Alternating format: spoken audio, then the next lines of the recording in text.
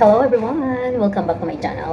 So for today's video ay share ko naman sa inyo yung niluto ko na isa sa mga paborito kong ulam o pagkain ng Pakistan.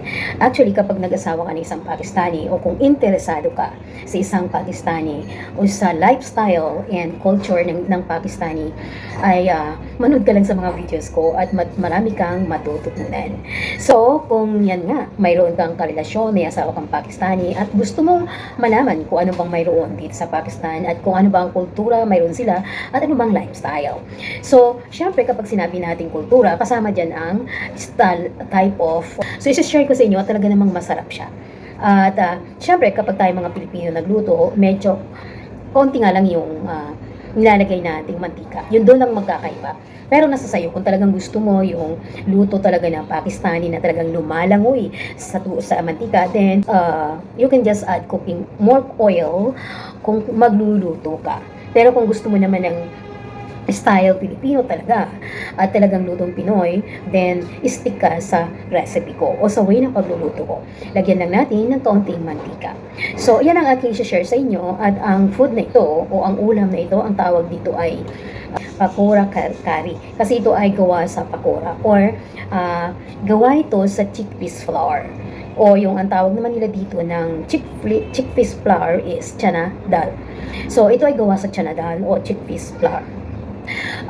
Sa atin naman sa Pilipinas, ang tawag natin ay garbanzos. So, itong garbanzos na to ay ginawa nilang flour para maging besan. Besan ang tawag nila o besan. Yun ang lulutuin ko ngayong araw na to. At masarap talaga kahit hindi mo na nga lagyan ng kanin o kainin mo na lang siya ng yun lang talaga. At healthy pa siya. Siyempre, pagiging healthy na isang pagkain ay depende sa'yo. Pero masasabi kong healthy ito kasi nga, luto ito, bukod sa chickpeas flour na siya, ay luto pa siya sa yogurt. So, stay tuned until the end and para malaman nyo at matutunan nyo.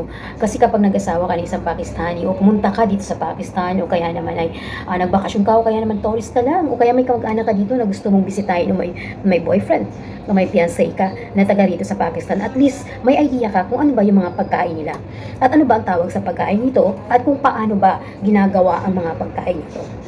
So, yan ang gusto kong i-share sa inyo ngayong araw na to. Stay tuned until then. Thank you. Gamit tayo ng plain yogurt at ang gagamitin ko ay homemade yogurt.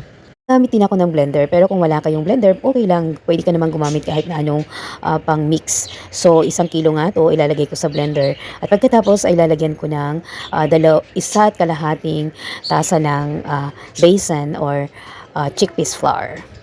Tapos ay takpan natin ito at syempre ating i-blend nang magkasabay ang yogurt at ang ating besan or chickpeas. So after natin siyang blend katulad nga nito, so naging mixture na siya, ilalagay natin sa malaking kaldero. Depende kung gaano karami ang iyong gagawin. Actually, yun nga, gumamit ako dito ng 1 kilong yogurt. So pupunuin ko itong napakalaking kaldero at gagamitin ko itong blender para kumuha ng tubig kasi nga sayang din yung natira-tira. So tira-tira dun sa loob ng blender, di ba? So gumamit ako dito ng 3 blender na tubig. Ganun karami. Parang ito ay 3 litro o 3 liters of water din. So, malaki po yung kaldero ko. Siguro mga 30 by 30. Ewan ko 30 or basta malaki siya. So, lalagyan natin at halos puno na yan. At pagkatapos ay lalagyan natin ng kaunting turmeric. So, depende rin sa'yo kung gaano ba karaming turmeric ang gusto mong ilagay. Pero para sa akin, kaunti lang, mga half teaspoon lang is more than enough. Kasi, syempre, good for health at pampakulay, pampaganda ng kulay. Haluin natin at pagkatapos ay ating kuluan. So, ayan na nga, naging dilaw na talaga dahil nagmix na nga yung ating turmeric. Pakuluan lang natin yan ng pakuluan hanggang sa kumunti yung ating tubig. So, habang ito ay ating pinakukuluan, gagawa tayo ng pakora. Ito ay gumamit ako ng 2 tasang besan o chickpeas. Naglagay ako ng half teaspoon na salt. 1 tablespoon na dried coriander leaves or danya ang tawag nila dito. Naglagay din ako ng 1 teaspoon na chili flakes. Pero depende sa'yo kung gaano ba kaanghang ang gusto mo. Naglagay din ako ng 1 teaspoon ng coriander powder. Ganito yung aking coriander powder. Okay, hindi siya masyadong durog. Kumbaga, kaunti lang. Naglagay din ako ng 1 teaspoon na cumin seeds or zira seeds. Haluin natin ng kaunti. Pagkatapos ay maglagay ng tubig. Dahan-dahan lang para makita natin kung tama na ba yung tubig o hindi. Para ma-estimate natin yung dami ng tubig. Parang medyo okay na siya, so hahaluin ko na siya nagamit ang aking kamay para mas maganda ang resulta. Pero bago kayo gumamit ng kamay, maghugas munang mabuti. At ito na nga, okay na siya. Okay na yan, hindi na masyadong malapot, hindi rin masyadong malabnaw. Set aside natin ang ating pakora at check natin yung ating pinakukuluan.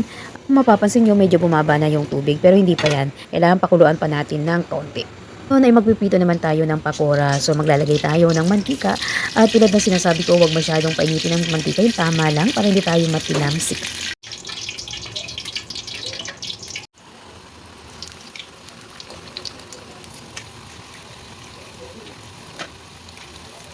Pag na-fry na natin ng mabuti ang ating pakora, ay ilagay natin sa ating basin flour direct, okay?